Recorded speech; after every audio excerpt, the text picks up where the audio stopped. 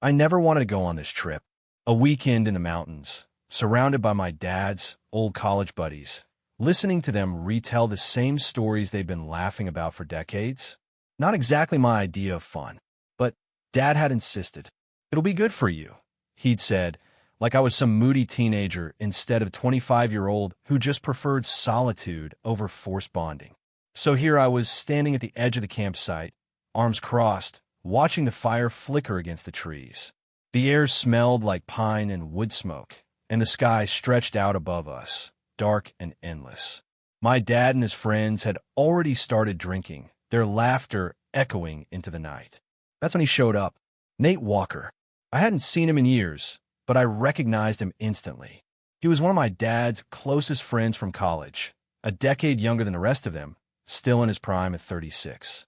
He was broader now, more rugged, with a few strands of gray threading through his dark hair, a beard that made him look even rougher around the edges. He was also devastatingly attractive. Not that I was about to admit that. Look who finally decided to show up, Dad called, lifting his beer in greeting. Nate smirked as he set down his duffel bag. Wouldn't miss it. You know me, always a sucker for nostalgia. His voice was deep, lazy, like he wasn't in any rush to be anywhere else. Then his gaze flicked to me, and something in his expression shifted like he was taking me in, seeing me not as some kid who used to tag along, but as, I didn't know what. Hey kid, he said, giving me a firm clap on the back. I bristled. I'm not a kid. Nate raised an eyebrow, amusement tugging at his lips. Could have fooled me. Heat prickled at my skin, and I wasn't sure if it was irritation or something else entirely. I looked away, focusing on the fire. You two actually haven't seen each other in, what, 8 years, my dad said. Crazy. Time flies. Yeah, I muttered. Back then, I was a lanky teenager with no confidence and a hopeless crush I'd never dared to acknowledge. Nate grinned. Guess you grew up on me, huh? Something about the way he said it made my pulse trip. I turned toward the tent I'd set up earlier, eager to escape whatever this was. I'm turning in. Already, my dad called. It's barely 9. I'm tired, I lied. I stepped into my tent and zipped it shut, but I could still hear Nate's laugh, low and knowing. I told myself it was nothing. Just an old friend of my dad's, nothing more. But deep down, I had a feeling the trip was about to get a whole lot more complicated. I woke up to the sound of rain, not just a light drizzle, the kind of downpour that turned dirt to mud and soaked through everything in minutes.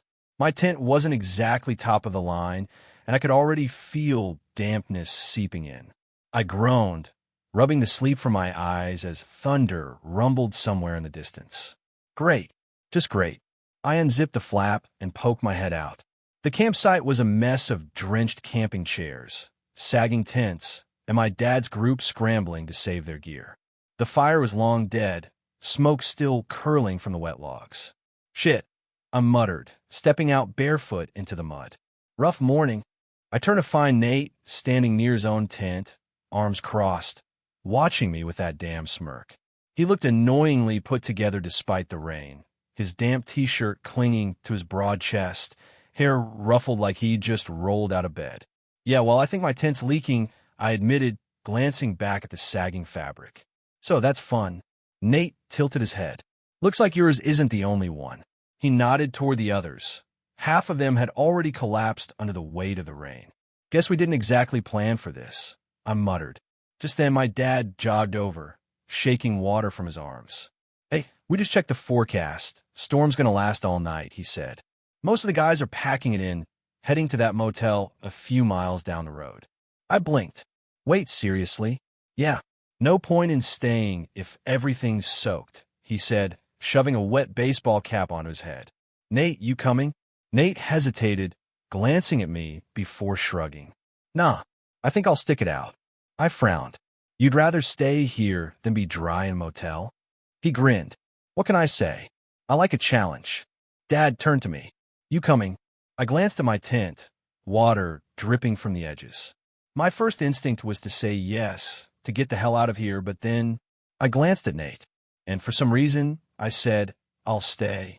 Dad gave me a look. Suit yourself, he said, clapping me on the shoulder before heading off toward the cars with the others. Within minutes, their headlights disappeared down the muddy road, leaving only me, Nate, and the sound of rain hitting the trees. I exhaled. Well, this is gonna suck. Nate chuckled. Probably. A gust of wind hit, and my tent gave a miserable shudder. I barely had time to react before the whole thing collapsed, the poles snapping inward as the fabric crumbled. Shit! I jumped back, rain pelting my face. Nate just stood there, watching with barely contained laughter. Yeah, that's not going to be livable. I wiped wet hair from my face. You don't say. He hesitated, then sighed, rubbing the back of his neck. All right, come on, he said. You can share mine. I froze. What? My tent's dry. Yours is a lost cause. He jerked his thumb toward it. Unless you want to sleep in the rain. I hesitated. Sharing a tent. With him, something tight curled in my stomach. Nate raised an eyebrow. It's just a tent, kid. I gritted my teeth. I told you, I'm not a kid. Then stop acting like one and get inside before you catch pneumonia. I wanted to argue, but I was already soaked, already freezing. So, with a deep breath, I grabbed my sleeping bag and followed him in. And just like that, everything changed. The inside of Nate's tent was warmer than I expected, smelling like rain-dampened fabric, pine, and something distinctly him, a mix of cedar and faded cologne. It wasn't a big tent, just enough room for two sleeping bags side by side, with a lantern hanging from the center pole, casting a soft yellow glow. I try not to think about how close we have to sleep. Nate tossed me a towel. Here, dry off before you freeze. I caught it and hesitated. My clothes were soaked through, sticking to my skin in the most uncomfortable way. Yeah, I should probably change, too. Nate unzipped his duffel and tossed me a dry t-shirt and sweatpants. Here, they'll be a little big, but better than nothing. I hesitated again, then turned my back to him before pulling my wet hoodie and shirt over my head. The air hit my skin, sending a shiver down my spine. I toweled off quickly and pulled on his shirt before stripping out of my jeans and yanking on the sweatpants. They were soft, warm, and smelled like him. I swallowed hard. Don't think about that. When I turned back around, Nate was sitting on his sleeping bag, stretching his arms behind his head. His own t-shirt had ridden up slightly, exposing a sliver of his stomach. I looked away fast, my face heating. Better? He asked. I cleared my throat. Yeah, thanks. A quiet moment stretched between us, just the sound of rain tapping against the tent. So, he said, breaking the silence, what have you been up to all these years? It was such a simple question, but I suddenly felt like I had no good answer. Not much, I admitted. Work mostly. Writing. Nate's eyebrows lifted. Writing? Didn't know you were into that. I shrugged. It's not a big deal. Just something I do. You any good? I let out a small laugh. I like to think so. Nate grinned. Damn, kid's got a little confidence after all. I rolled my eyes. Can you stop calling me kid? He smirked. Old habits. There was something teasing in his voice, but something else, too. Something unreadable. The way he was watching me, the way he was leaning back, relaxed but focused, it made my stomach twist in a way I didn't fully understand. I changed the subject. What about you? Still traveling for work? Yeah, Nate said, stretching out his legs. Mostly. Construction jobs, all over the place. I was in Oregon last year, then Colorado for a bit. Haven't really settled anywhere in a while. That sounds exhausting. He shrugged. It's not bad. I like moving around. No one expects you to stay. There was something in the way he said it, something that made me pause. I watched him for a second, wondering if he realized how lonely that sounded. You ever think about staying in one place? I asked. Nate let out a breathy laugh. Sometimes, but I guess I don't see the point. Not like I've got anyone waiting for me anywhere. Something about that admission made my chest ache. I wanted to say something, but before I could, the wind howled outside, shaking the tent. The storm was picking up. Well, Nate said, adjusting his pillow, guess we should get some sleep. I nodded, crawling into my sleeping bag. It wasn't that cold, but I still felt the chill in my bones. Or maybe I was just hyper-aware of how close Nate was. We lay there in the dim light, facing opposite directions, but I could still feel him, his presence, his warmth. Minutes passed in silence. Then, quietly, Nate said, You ever regret it? I frowned, staring at the tent wall. Regret what? Not staying in touch. I swallowed. I thought you were too busy for that. He let out a small chuckle. Yeah, maybe. Another pause. I missed you, you know, he said, voice quieter now. My breath caught. I turned my head slightly, but he was still facing away. I couldn't see his face, couldn't read his expression. But his voice had that same knowing quality, the same weight I remembered from years ago. He missed me? I didn't know what to say to that. So I didn't say anything at all. But as I lay there, listening to the rain, my heart pounded so loudly I was sure he could hear it. The next morning, the air was crisp and damp. The storm finally passed. I stretched, feeling the stiffness in my back from sleeping on the ground. Nate was already up, unzipping the tent, and poking his head outside. Looks like we survived, he said over his shoulder. I sat up, rubbing my eyes. The space between us felt different now, heavier, like something had shifted overnight. Nate must have felt it too, because he hesitated before saying, "You want to go for a hike?" I blinked. A hike? Yeah. Trail's probably a mess, but the view's worth it. It was such a normal thing to suggest, but somehow it felt like more than that. I nodded. Yeah. Okay. We packed up quickly, and soon we were walking through the trees, boots squelching in the damp earth. The air smelled like wet leaves, the morning sun filtering through the mist. For a while, we didn't talk, just walked in comfortable silence. But then Nate said, "You know, you never answered my question last night." I glanced at him. Which one? If you regret not staying in touch. I took a breath. I don't know. Nate gave me a sidelong look. You don't know? I hesitated, kicking a loose rock. I guess. I just didn't think you cared. Nate stopped walking. I did too. Seriously? He asked, his voice softer now. I looked at him, really looked at him. The way his brows furrowed, the way his jaw tensed. I started, but the words stuck. For a moment, we just stood there, in the quiet of the woods, tension thick between us. Then, before I could think better of it, I said, "Do you?" Nate's lips parted slightly. His gaze flickered over me, searching, considering. And then, just as quickly, he looked away, exhaling through his nose. "Come on," he said. "Trail's not going to hike itself." But I wasn't stupid. I saw the way his fingers flexed at his sides, like he wanted to reach for something, but didn't. And suddenly, I wasn't sure if this trip was about reconnecting with my dad anymore. Maybe it was about something else entirely. We hiked for hours.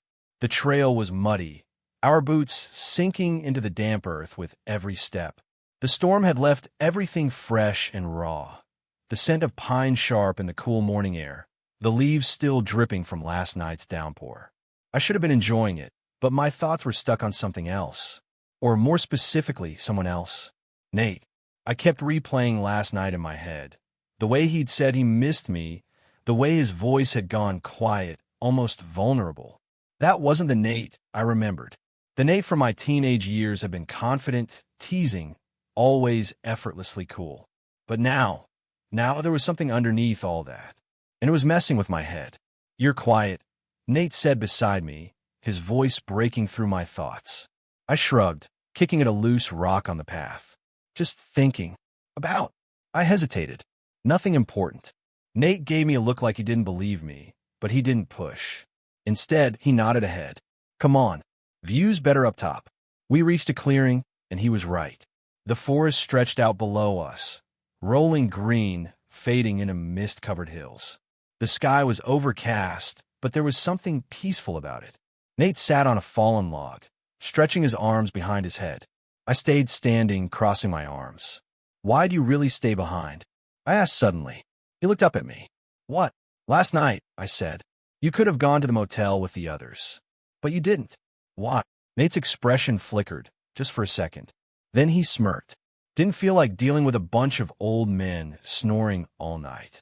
I exhaled sharply. "Bullshit." He raised an eyebrow. "You could have left. But you didn't. And I don't think it was because of them," I said, my voice quieter now. The smirk faded. Nate looked away, running a hand through his hair. "Maybe I wanted to make sure you were okay," he admitted. I swallowed hard. "Why?" Nate let out a slow breath. "I don't know, man. He stopped, shaking his head. "I shouldn't have said anything last night." My chest tightened. Why not? He looked at me then, really looked at me, his gaze steady. Because I don't want to mess with your head. I stiffened. You think you're messing with my head? Nate huffed a laugh, shaking his head. Forget it. He stood up, brushing his hands on his jeans like he was ready to be done with this conversation. But I wasn't. You don't get to say things like I missed you and then act like it doesn't mean anything, I said, my voice sharper than I intended. Nate froze. Then, slowly, he turned back to me. You want the truth? He said, voice quieter now. I swallowed. Yeah. He took a step closer. All right. Yeah, I missed you. And yeah, maybe I stayed behind because I didn't want to leave you alone out here. He exhaled, rubbing his jaw. But it's complicated. I felt my pulse hammering. Why? Nate let out a humorless laugh. Because you're my best friend's kid. Because I don't know what the hell I'm doing. Because he stopped himself. His hands clenched into fists like he was trying to hold something back.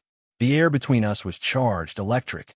I could feel it, whatever this was, hanging between us, unspoken but undeniable. But then Nate shook his head. Forget it, he muttered, stepping back. I shouldn't have said anything. Anger flared in my chest. You keep saying that. Like you regret it. Maybe I do. That stung more than I expected. For a second, neither of us said anything. Then Nate exhaled sharply and turned. We should head back. And just like that, the moment was gone. I watched him walk ahead, something sinking in my chest. I wanted to call after him, to demand more, to make him say it. But I didn't, because maybe he wasn't ready. And maybe neither was I. We barely spoke on the way back to camp. The silence between us wasn't comfortable anymore. It was thick, heavy with everything left unsaid. My mind kept circling back to the way Nate had looked at me, the way his voice had wavered when he said, maybe I regret it. Did he? Did he really? By the time we reached the campsite, the air had shifted again. The sky was darker than before, thick clouds rolling in, promising more rain. Nate went straight to his tent, ducking inside without a word. I stood there for a moment, fists clenched at my sides, before finally following. He was sitting on his sleeping bag, rummaging through his bag like he was trying to stay busy, but I could tell he felt me there. We need to talk, I said. He let out a slow breath, not looking at me. I don't think it's a good idea. Too bad. I stepped closer, my heart pounding. You don't get to just walk away from this. Finally, he looked up. His expression was unreadable, but there was something in his eyes, something guarded, like he was holding himself back. Walk away from what? He asked, his voice rough. I swallowed. For whatever this is. Nate stared at me for a long moment before exhaling, rubbing his hands over his face. This is a bad idea, he muttered. What? My voice was quieter now. He looked at me again, and for the first time, I saw it. The fear, the hesitation, the battle he was fighting with himself. Because I don't want to screw this up, he admitted. Because he stopped himself, shaking his head. I'm what? I stepped closer. Nate ran a hand through his hair, frustrated. You're not a kid anymore, I know that. But I still feel like I shouldn't, like I can't. He exhaled sharply, standing up, like he couldn't sit still anymore.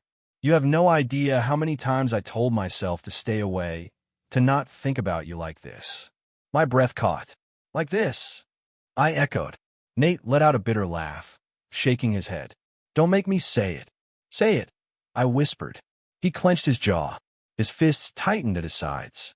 And then, suddenly, he was saying it, without words, without hesitation. Because before I could take another breath, he closed the space between us and kissed me. It wasn't soft. It wasn't careful. It was desperate, raw, like he'd been holding back for too long and finally broke. I gasped against his lips, but then I was kissing him back, gripping his shirt like I needed to hold on to something solid. My heart was hammering so hard I swore he could hear it. And God, the way he kissed, like he was trying to memorize every inch of me, like he'd been waiting for this moment as long as I had. Then, just as fast as it happened, he pulled away. I barely had time to catch my breath before he stepped back, eyes wide, breathing heavy. Shit, he muttered. He ran a hand through his hair, looking completely wrecked. Like he hadn't meant to do it. Like he was already regretting it. My chest tightened. Nate, I shouldn't have done that. The words hit harder than I expected. But you did, I said, my voice barely above a whisper. He looked at me then, like he wanted to say something, like he needed to. But instead, he just shook his head and turned away. And just like that, the moment was gone. Again, only this time, I wasn't sure if we could come back from it. Nate avoided me for the rest of the day. He kept himself busy, helping my dad fix the tarp over the fire pit, chopping wood, pretending everything was normal. But it wasn't. Not after that kiss. And definitely not after the way he'd pulled away like it was a mistake. By the time night fell, I couldn't take it anymore. I found him by the lake, standing at the edge of the water, his hands shoved into his jacket pockets. The moon reflected on the surface, the night quiet except for the occasional rustling of leaves in the breeze. "You're really going to pretend nothing happened?" I asked, my voice cutting through the silence. Nate tensed but didn't turn around. "It's better this way." I exhaled sharply. "For who?" "For both of us," he said. "You think this is easy for me?" "You think I don't?" He stopped himself, shaking his head. "I can, all right." I stepped closer. "Why not?" "Because I don't want to hurt you." His voice was rough, and when he finally turned to face me, there was something almost broken in his expression. I swallowed hard. "What if you're hurting me by not doing anything?" He looked at me, then really looked at me, and I saw the battle in his eyes, the push and pull, the part of him that wanted to stay and the part that was telling him to run. So I made the choice for him. I stepped forward, closing the space between us, and took his hand. He stiffened at first, like he wasn't sure if he was allowed to let this happen. But then his fingers curled around mine, holding on like he was afraid to let go. "I don't need you to have it all figured out," I said quietly. "I just need you to stop pushing me away." Nate let out a shaky breath. "You deserve more than this. More than me." I squeezed his hand. "Let me decide that." For a long moment, he just stared at me. Then, finally, something in him seemed to give. His shoulders relaxed, his grip on my hand tightening just slightly. "You're impossible, you know that?" he muttered. I smirked. "So I've been told." And just like that, the tension between us shifted. The fear, the hesitation, it was still there, but so was something else. Something real. Nate exhaled, shaking his head with a small, almost disbelieving smile. "You're not going to let me run from this, are you?" "Nope." He chuckled, low and rough, before pulling me in, this time without hesitation, without second-guessing. And when he kissed me, it wasn't desperate or fleeting. It was slow, certain, like a promise. And I knew without a doubt that this time, he wasn't letting go.